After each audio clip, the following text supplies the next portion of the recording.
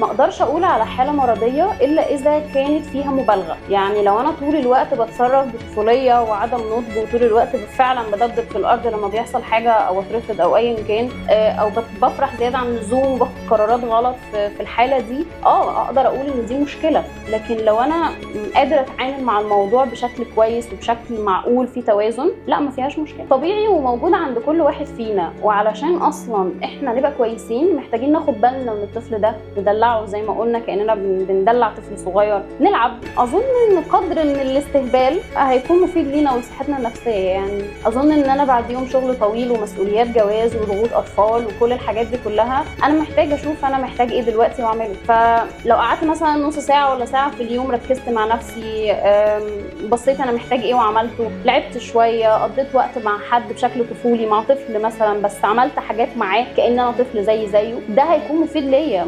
مش هيكون تخلي عن مسؤوليه، لان انا مش هسيب كل المسؤوليات واقعد العب. اللي هيحصل لو انا كبت الاحتياج ده احتياج بيلح عليا طول الوقت، ان انا اعيشه في حاله كانه لسه موجود، كانه لسه عايش. لو ده ما حصلش انا هبقى انسان مش حاسس بالسعاده، حتى مش قادر ان انا اتبسط باقل حاجه، شايف ان الحياه كلها مسؤوليه بس وجد بس، والدنيا ماشيه اكشن قوي طول الوقت، ما فيهاش اي نوع من انواع الترفيه.